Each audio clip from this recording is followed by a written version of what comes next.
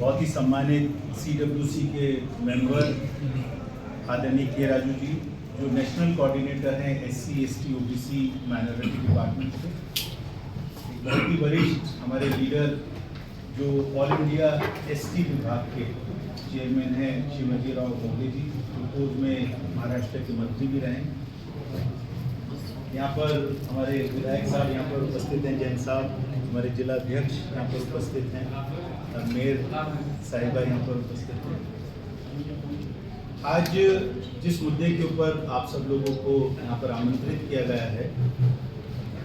अभी 2 दिन पहले देश के प्रधानमंत्री जो बहुत बड़े बड़े जुमले देते हैं, लोगों को गुमराह करने के लिए अलग अलग तरीके की योजनाओं की घोषणाएं करते हैं, इस बस्तर विभाग के अंदर जगदलपुर में आए थे। और जो उनका आने का कारण था वो ये था कि नगर नार जो स्टील प्लांट है उसका वो उद्घाटन करने के लिए आए थे। खुशी की बात है कि इस तरीके के प्रोजेक्ट्स होने चाहिए ताकि लोगों को यहाँ पर रोजगार मिले। लेकिन समझना ये भी है कि 2008 में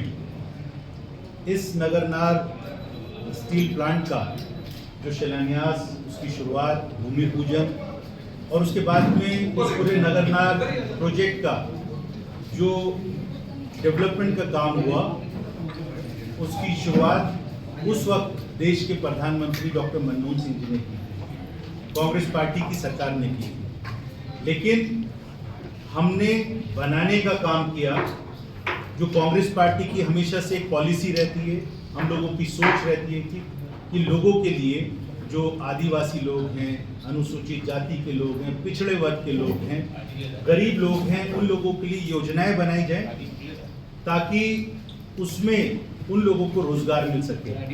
उनको सामाजिक सुरक्षा देने के लिए इस तरीके की योजनाएं बनाई। भारतीय जनता पार्टी ने पिछले अपने 9 साल के कार्यकाल में जो काम किया वो सिर्फ बेचने का काम किया। और मैं ये आरोप लगाना चाहता हूँ, नगरनार जो स्टील प्लांट है जिसकी वाहवाही लूटने के लिए यहाँ पर देश के प्रधानमंत्री खुद आए, दूसरा जो रेल मार्ग का दोहरीकरण के लिए जगदलपुर में आए, जो जगदलपुर से दंतवाड़ा तक दोहरा रेल मार्ग बनाने के काम था, उसमें 2 मंत्रालयों का काम है। एक तो इस्पात मंत्रालय जो स्टील अथॉरिटी की जो मंत्रालय है, और दूसरा रेल मंत्रालय। सवाल ये आता है, आप लोग सब हमारे मीडिया के साथी हैं, ये सवाल आपको करना चाहिए कि वो दोनों मंत्री कहाँ थे। यहाँ पर देश के प्रधानमंत्री को छत्तीसगढ़ में 4 बार आकर सभाएं करने की क्या आवश्यकता पड़ रही है। अमित शाह हर हफ्ते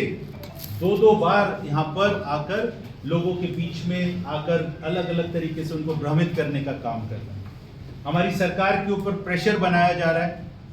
किसी तरीके से उनको डिस्टर्ब किया जाए। हमारे जो माननीय मुख्यमंत्री भूपेश बघेल जी हैं, जिन्होंने अपने कार्यकाल में छत्तीसगढ़ का कायाकल्प किया है और जिन्होंने जो योजनाएं लेकर आए हैं वो सीधे तौर पर जो आदिवासी लोग हैं, जो अनुसूचित जाति के लोग हैं, उनको फायदा पहुंचाने की योजनाएं हैं। किसानों के लिए पूरे देश के अंदर हम लोग दावा कर सकते हैं कि जो योजनाएं किसानों के लिए भूपेश सरकार ने, कांग्रेस की सरकार ने पिछले 4.5 साल में दिया, जो घोषणाएं की, सिर्फ घोषणाएं तक सीमित नहीं था वो, उसको हमने क्रियान्वित भी किया। लेकिन यहाँ पर देश के प्रधानमंत्री आते हैं और वो उनको यहाँ पर जो आदेश मिला है,